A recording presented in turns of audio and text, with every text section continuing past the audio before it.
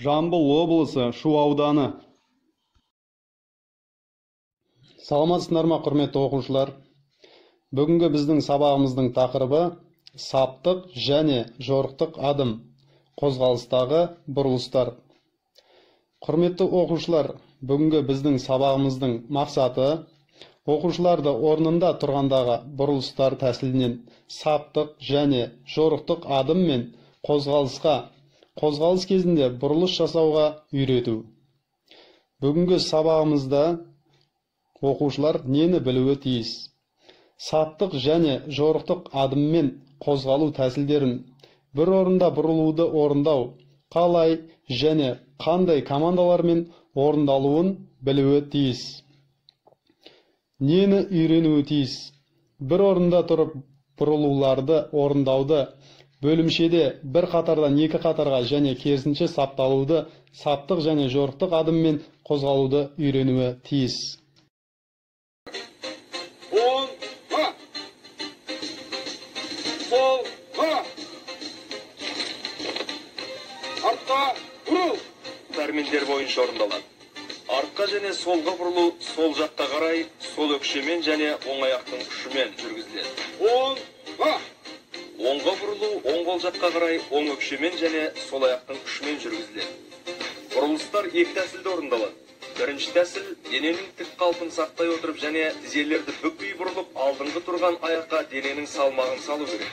Екінші тәсіл қысқа жол арқылы екінші аяқты тез арада қою керек. Адым саптық және жорықтық болады. Саптық адым бөлімшелердің салтанатты шеруімен жүріп өту кезінде, олардың қозғалысы кезінде, әскери сәлемдесуді орындау кезінде, әскери қызметші саптан шыққанда және сапқа қайта келгенде, сондай-ақ саптың даярлық сабақтарында қолданылады. Басқа жағдайларда жорықтық адым қолданылады. Саптық адыммен қозғалыс жасау, саппен адым бас қозғалыс кезінде саппен адымды.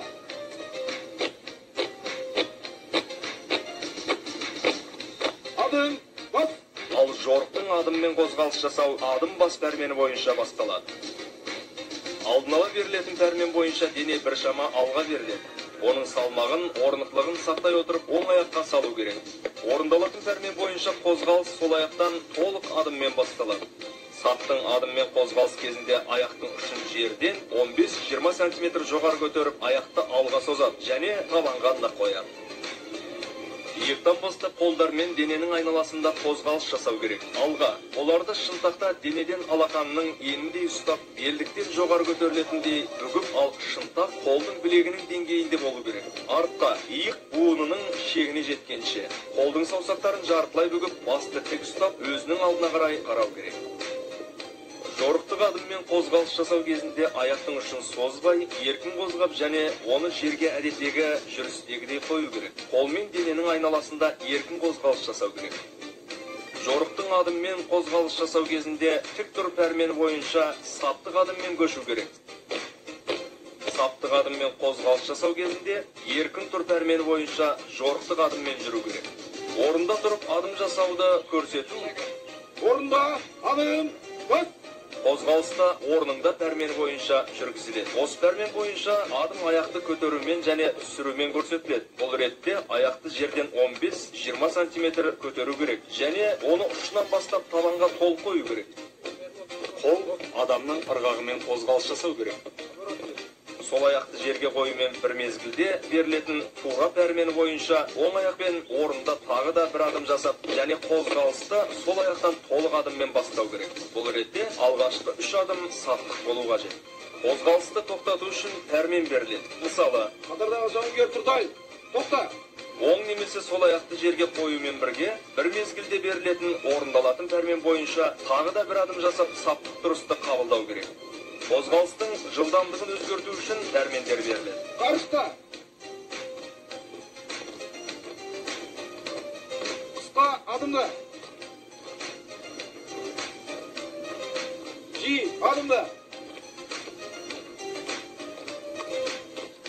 Жарты адым.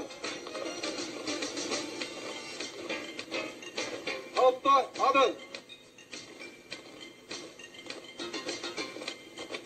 Жеке жекелеген әскери қызметшілердің орнын бірнеше адымға басқа жаққа ауыстыру үшін пәрмен беріледі. Мысалы, Қадамдағы жауынгер тұрдайын. Оңға 2 адым бас. осы пәрмен бойынша әр адымнан кейін аяқты ыңғайлап қоя отырып, оңға 2 адым жасау керек. Алға немесе артқа бірнеше адым орын ауыстыру үшін пәрмен беріледі. Мысалы, 2 адым алға бас. осы пәрмен бойынша әрбір адымнан кейін алға 2 адым жасау және аяқты қою керек. Оңға, солға және арқа орын ауыстыру кезінде қолмен қозғалыс жасалмайды. Қозғалыс кезіндегі бұрылыстар: Оңға. Солға. оңға бұрылыс жасау үшін орындалатын пәрмен жерге оң аяқты қоюмен қатар бір мезгілде беріледі. Осы пәрмен бойынша сол аяқпен 1 адым жасап, сол аяқтың күшімен бұрылу керек. Бұрылумен бір мезгілде оң аяқты алға созу және қозғалысты жаңа бағытта жалғастыру керек. Артқа бұрыл. Артқа бұрылу үшін орындалатын пәрмен оң аяқты жерге қоюмен бір мезгілде беріледі. Осы пәрмен бойынша сол аяқпен тағы да 1 адым жасау керек. 1 деп санау бойынша оң аяқты алға қарай жарты адым созу керек, және бір шама солға және сол қол жаққа қарай 2 аяқтың күшімен шұғыл бұрылып, 2 деп санау бойынша қозғалыс. Құрметті оқушылар, сіздерге үйге тапсырма. Саптық адым мен жорықтық адым туралы Вен диаграммасын жасаңыздар. Қозғалыстағы бұрылыстарды 4 санақпен жаттығу арқылы үйреніңіздер. Және кері байланыс жасаңыздар. Назар қойып тыңдағандарыңызға рахмет. Қош сау болыңыздар.